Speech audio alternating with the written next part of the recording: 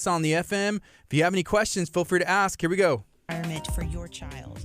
Good afternoon. It's KHEA Radio, 99.5 FM. Right now it's 1:18 on a Friday, and I have Mayor Keith Bell of the city of Lamarque here in studio. Good afternoon, Mayor. How you doing? I'm fine. How are you, Gordy? I'm good. Thank you for taking the time and joining today.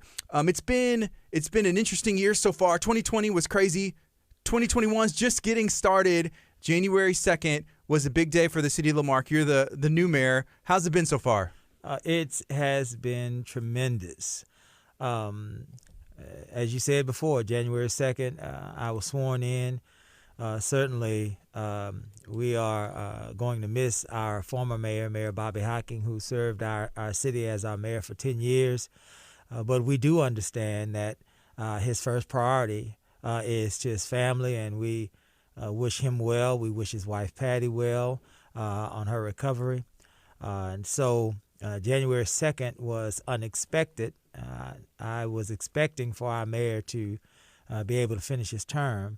But we do understand, and we just thank God that we were able to step forward and step into the role that we're in today, but also to continue the work that we started together, Mayor Hocking and I and the council from this last year. And so it's been a tremendous experience, but I'm excited about it because anytime there is an opportunity to move our city forward and to make Lamarque a better place to live and to raise your family, it energizes me, makes me excited. Yes. So you've had the opportunity to serve in different capacities in Galveston County. Can you walk us through that? Yes.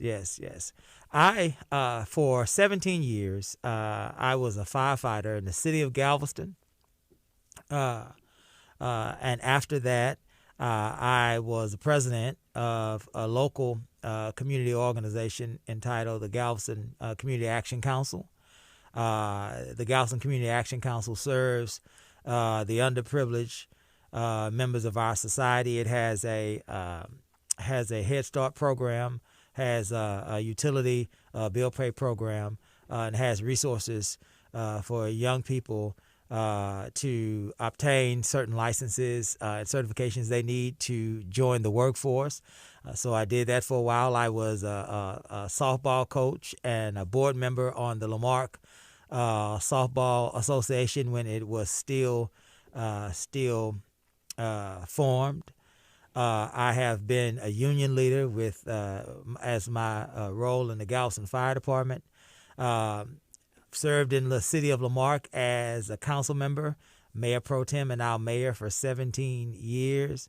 And so I've tried to serve our community in various different ways throughout the years. And I'm excited about continuing that service.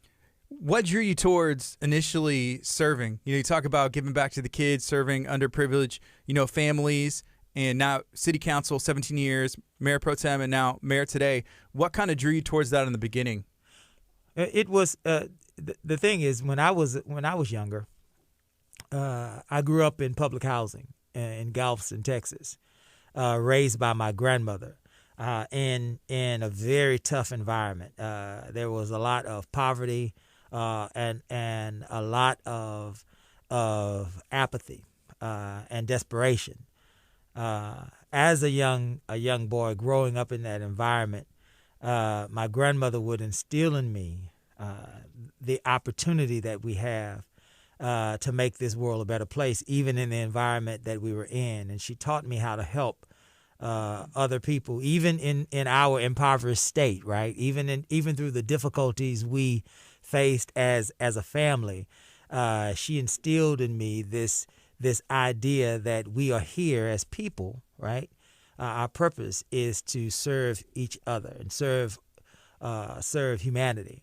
And so I've always been drawn to the opportunity to serve others because I realized as a young person, I realized that there were many more folks out there like me and like my grandmother and like my family and they simply needed the things that we needed, which was support, encouragement, and opportunity. And so I've always been drawn to try to help the communities in which I've lived or I've worked, because I know the value that can be to those that are receiving the help. It's more than just a physical assistance. It's a social, spiritual experience when you're helping people. So they're helped in more ways than simply what you could see with the eye. So if you're watching on social media, if you're listening on 99.5 FM, you can always go to YouTube and KHEA Radio's Facebook and feel free to ask questions. We already have some questions that are coming in, and I'll get those asked as soon as I can. One thing, whenever you started serving on city council, it's been 17 years. Can you kind of walk us through what kind of commitment that takes? And I mean, from what I understand, there's no pay. It's all volunteer. Sure. As a council person, you're representing constituents, and that's a daily and hourly thing. So every day we are receiving phone calls from our constituents who have questions, concerns, and complaints. We are visiting those constituents. We are going by homes. We're sitting in living rooms. We're walking in ditches. We are walking down streets. We are trying to resolve issues between families and communities. We're listening to the plights of the children of those communities. So there is a lot of communication and conversation that happens. There's a lot of studying that has to take place. When we look at the issues that our city faces, when we try to navigate those issues, and we try to build consensus with fellow council members on moving forward together, there's a tremendous amount of work that goes into actually representing those citizens of your district if you do it thoroughly and effectively. And then there are the meetings. There's those other things that we are a part of as it relates to community service and expectations of appearances. So it can get pretty intense when you're in public service and when you're representing a community. It can get pretty intense. But it's a rewarding experience.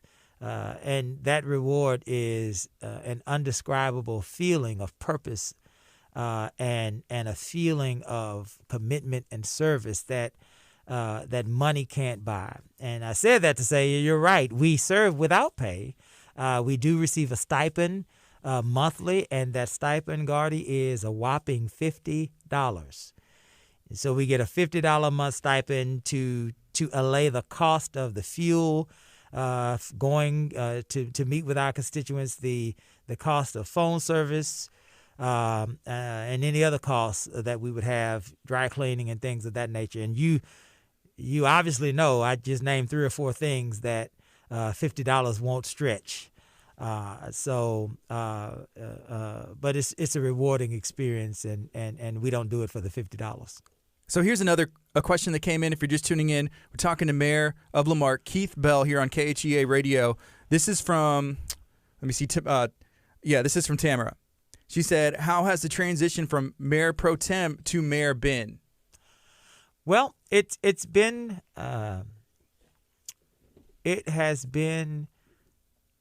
interesting.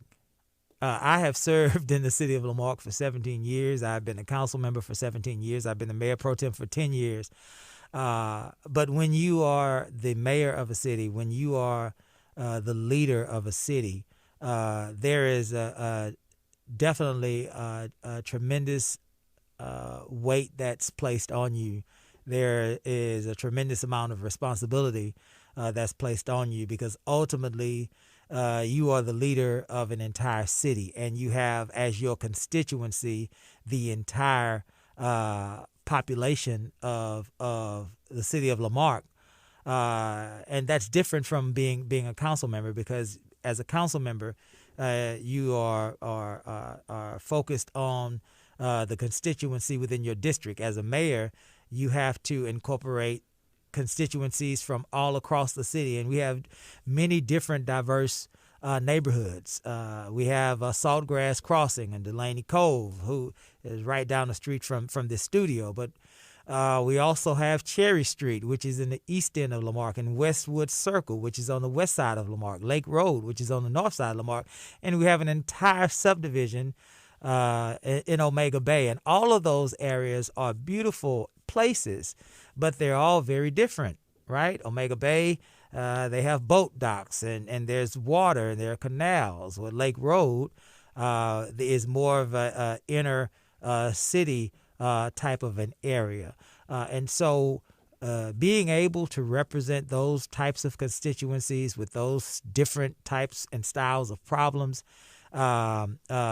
is the challenge that you have as mayor that you may not necessarily have as a council member. And so you have to learn to adjust and to expand your capabilities so that you can hear every part of your community so that you might be able to respond to every part of your community. You know, last year was very challenging for small businesses, and we have some great businesses here in Lamarck, and Lamarck is growing and continuing to grow and develop in spite of everything that 2020 has done. One thing that I know the city of Lamarck has done that was pretty amazing was give back, I believe, around $1 million to local businesses in the area. Is that, I mean, what else can we do to support local businesses? And was that a decision, I guess, of city council and everybody? Yes. So the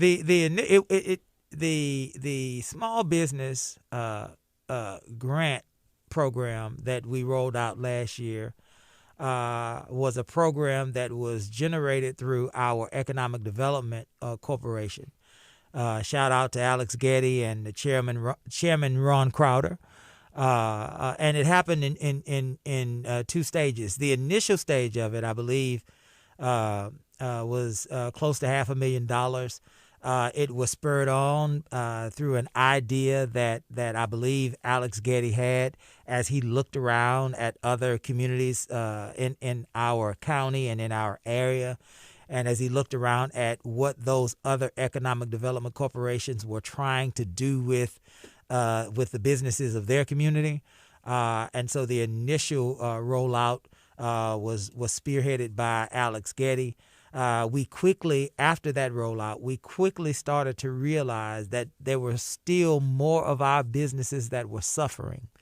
And so I went back to the Economic Development Corporation and I asked Mr. Getty and Mr. Crowder, and both of them wholeheartedly agreed and enthusiastically got on board with this second round of grant funding, which was somewhere around a little less than $500,000 as well.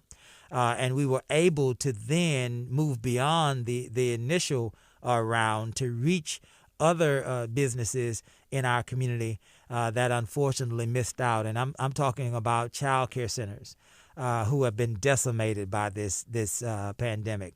I'm talking about beauty salons. I'm talking about barbershops.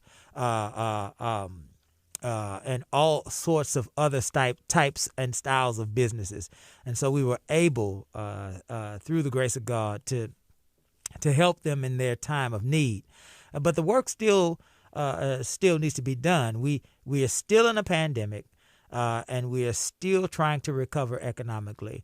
And what we need to do as a community is we need to make time to be deliberate and intentional about doing business with the businesses of our city, because small business is the backbone of every community. My family owns a few businesses in the city of Lamarck.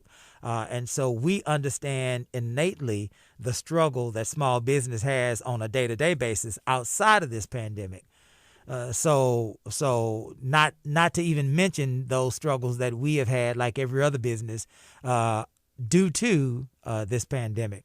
So what we have to do as a community, we've done what we can as a city to support our small business through these grants. But as a community, as every rank and file member of the city of Lamarck, we have to go out to visit those businesses in our community, to do business with those businesses, so that we can support them, because we are going to need them as we move out of this pandemic.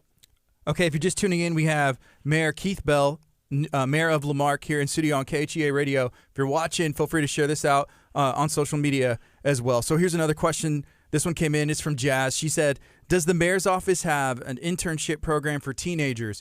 I think it's I grew up in Lamarque, and during that time, I remember there was no jobs. Like, I turned 15, 16 years old. There was nothing for me to really do. At least I thought. I'm sure there's something I could have done. But how important is it to have internship opportunities for kids and teenagers and new programs? Is that important?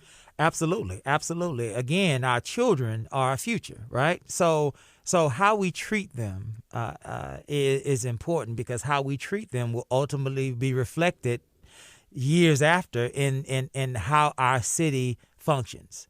And so I believe wholeheartedly that we ought to prepare our children, to equip them, to empower them to be the people that we know that they can be. And part of that is having a relationship with your municipality.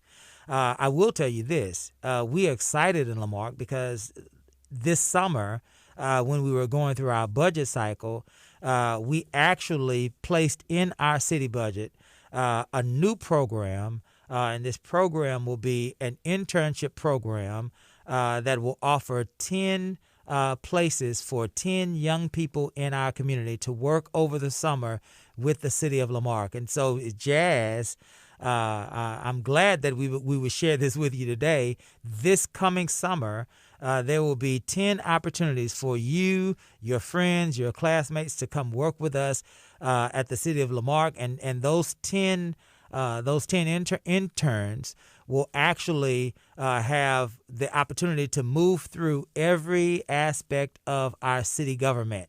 And so, in other words, maybe the first part of the summer you will work with the fire department. And then maybe after a period of time, you'll go and work with the police department. And then after another period of time, you may go and work with the public works department. All in the hopes that we would do two things: that we would help to inform our young people about what municipal government looks like, about what serving our community looks like, but at the same time also giving them the opportunity to earn funding so that they can then know the value of hard work and learn work ethic, so that we can prepare them for their next step in development and the bright future that they have ahead. So yes, we do have an internship program. It will be rolled out this summer, Jazz. All right. So thank you for asking that question, Jazz. That's awesome. Hit it on the head. I think that's a great thing. So this Sunday, there is an event I saw a press release for. That's Sunday the 10th, starting at 3 o'clock. Can you kind of walk me through what that is and what it's called? What's going to be going on? Yes. So this Sunday at 3 o'clock at the Lamarque High School gym, the city of Lamarque is hosting what we are calling the first step in our Safe City initiative. You and I both know that one of the challenges that we've had in Lamarque is reducing crime. We have had, unfortunately, a lot of experiences with violent crime, with shootings, with alleged gang violence and gang activity in our community. It has plagued our community tremendously. I will say this. I will say that we are finding, and this is important for our community and for our residents, we're finding that the overwhelming majority of the perpetrators and even a significant portion of the victims don't live in Lamarque. Lamarque is unique in that it straddles I-45, which is a major thoroughfare, and that it is the center of our county. And so it straddles a major thoroughfare, but it's also the center of our county, and that attracts criminal element that feel like the convenience of how we geographically sit is conducive for them to perpetrate and get away with crime. That is unacceptable in our community. We will no longer allow that to happen. We will hit back, and we'll hit back hard. Sunday's event is the first step in understanding from our residents, from our citizens, what that looks like to them. So it is first and foremost, before it's anything, it's a listening session that we hope would bring the Lamarque City Council, myself, shout out to Council member Robert Mitchich, who is the senior council member on our council. He represents District C. Shout out to Councilwoman Casey McAuliffe, who represents District D, and shout out to our newest council member, Joe Compion, who represents District B. So we will be there. Our city manager, Mr. Charles Tink Jackson, will be there. Our police chief, Mr. Kirk Jackson, will be there.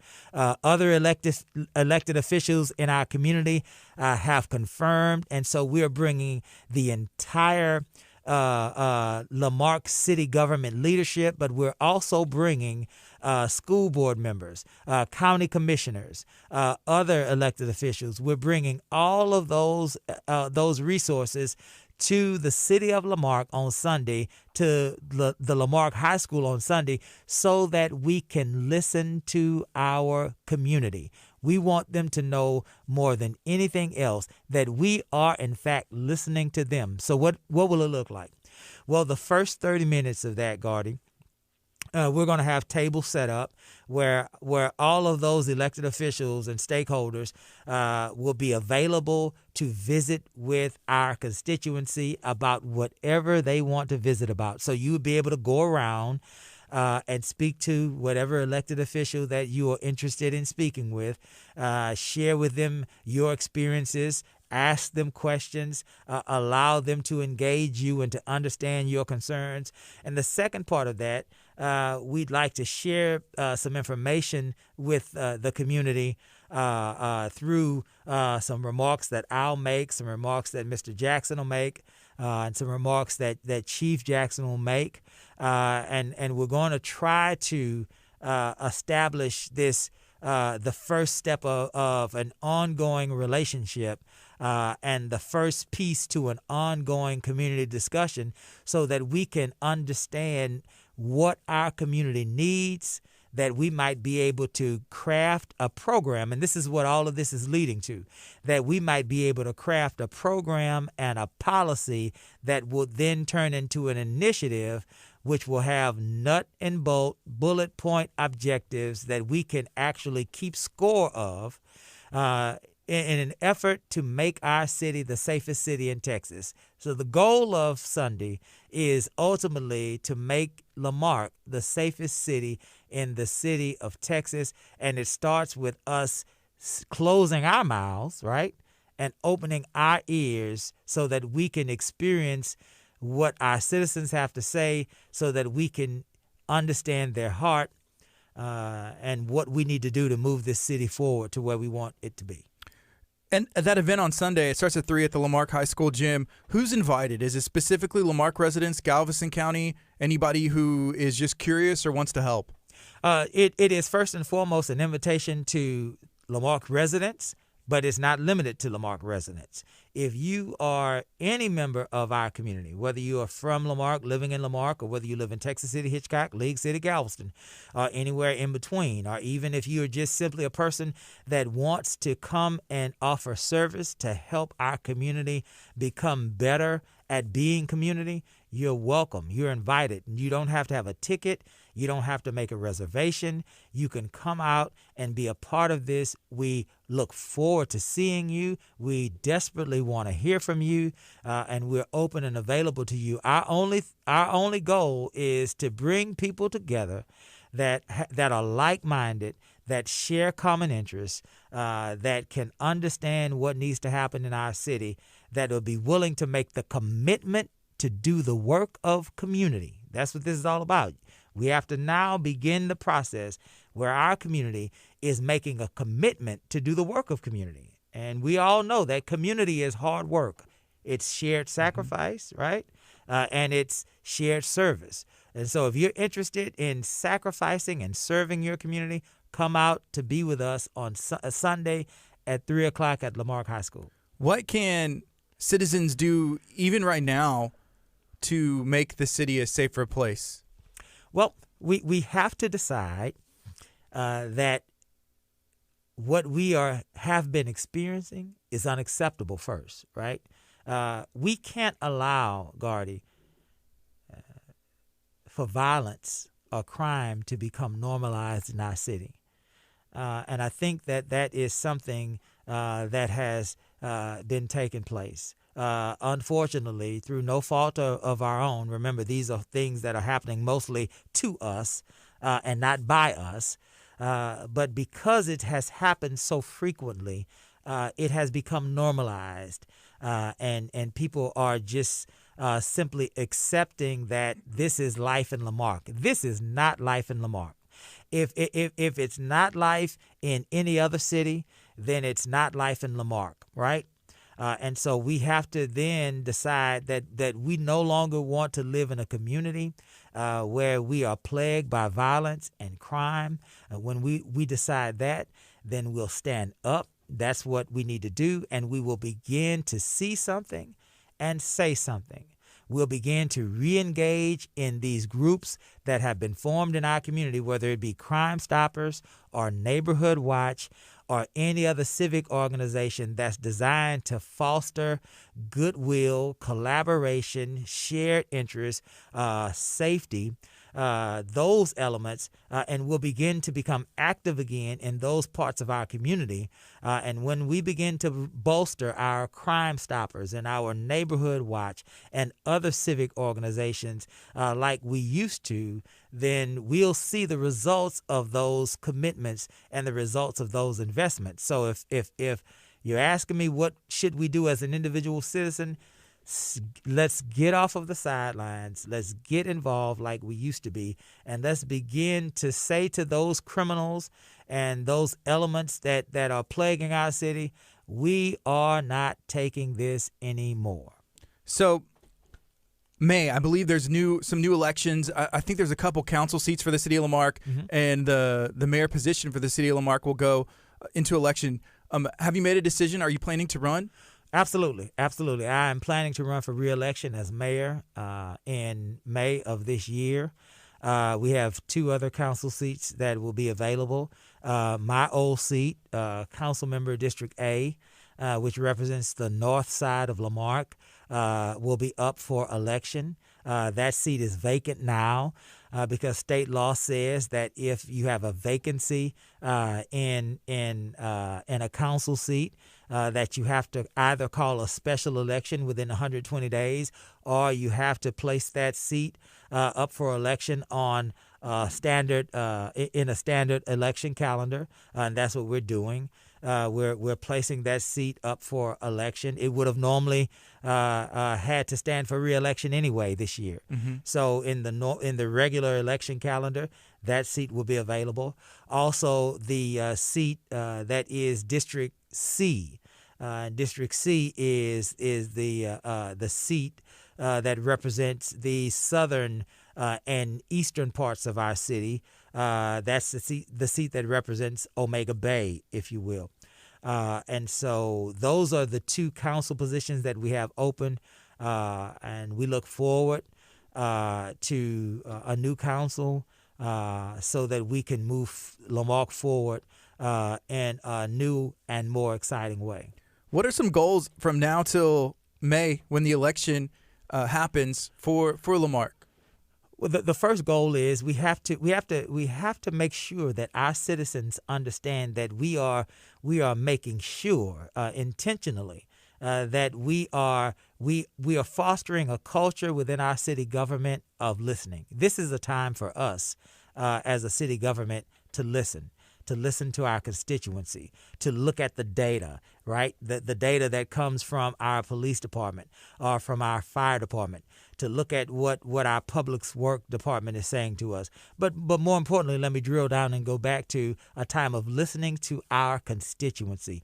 We want to hear the issues that are happening within our city from our constituents. And so from now until May, and beyond May, I plan on fostering and facilitating as many opportunities for us to listen to our constituents as we possibly can, because we can't effectively lead our community to the places that our community would like to go if we don't have a thorough understanding of those places that our community would like to go. First step is listening. So if somebody reaches out to you either through social media or through the city officially, you're willing to have a conversation, just talk, and obviously they could come out on Sunday at 3:00 at the Lamarque High School gym and have that conversation as well, right? Right. So I have decided that I'm going to have every Wednesday.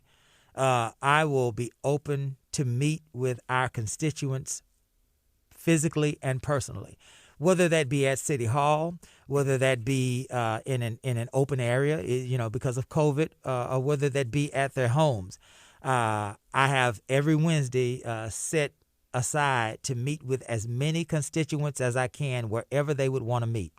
I said in a couple of other interviews, I said also that my number is listed on the website, and I've said to our citizens, and I'll say it again, and I want to drill down on this, that if in fact there is gunfire or shootings or any other disturbances that happen to occur in our city, no matter what time, day or night, if there are members of our community that are awakened or that can't sleep because of fear of violence or crime, I want them to call me.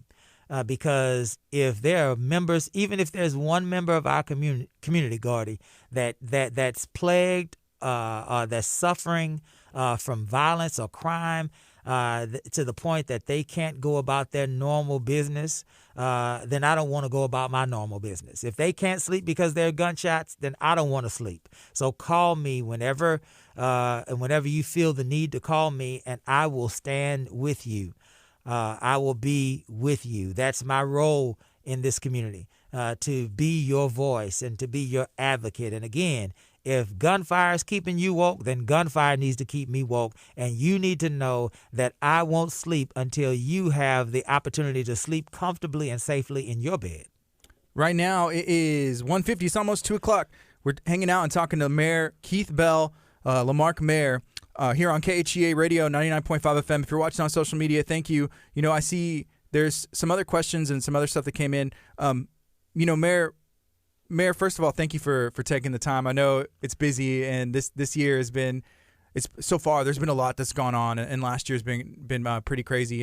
And someone was wanting to know. This is from Reggie. I'm gonna see if I can get his question correctly, but I'll just kind of paraphrase it. So with the way that Mayor Hocking, he loves the city of Lamarque, and I know that for a fact, and has done a lot, dedicated his life to it. And it has done a lot to make it great and go in that direction. Are you planning to kind of continue that? How would you and I'll read it exactly how it says. Are you going to be able to fill the shoes and work the Mayor Hocking has done? Well, I don't know that. Let me say this. Mayor Hocking has done a tremendous amount of work for our city. I had an up close and personal seat to that, right? And I am forever grateful for all that he has done. I would like to believe, Gardy, that I share the same heart. I know that I share the same passion for Lamarque. So, Reggie, the answer to that question is this. With me, you'll be getting a person who has the same passion and the same purpose as Mayor Hocking. You'll be getting a person who has the same heart as Mayor Hocking, but you'll be getting that person in a different time. And so it's my hope that we are able to bring the same qualities to the table that Mayor Hocking brought, that were so inspirational, uplifting, and impactful, but also bring those qualities to a different day and a different time. And so while the sentiment will be similar and the feeling will be similar, many of the policies and the procedures may look a little different simply because we're in a different time. But I stand here today, Gardy, on the backs of Mayor Bobby Hocking and the mayors that have come before him. And so in that vein, we certainly will continue to move forward in a positive direction. You know, is there anything else that you'd like to share today? I think we kind of touched on everything so far that I had wanted to ask and stuff. I know the event's on Sunday. Is there anything else, Mayor, that you'd like to share while you're here today? I'd like to say thanks, Gordy, for bringing me in. I definitely love your spirit. You seem to be a great guy.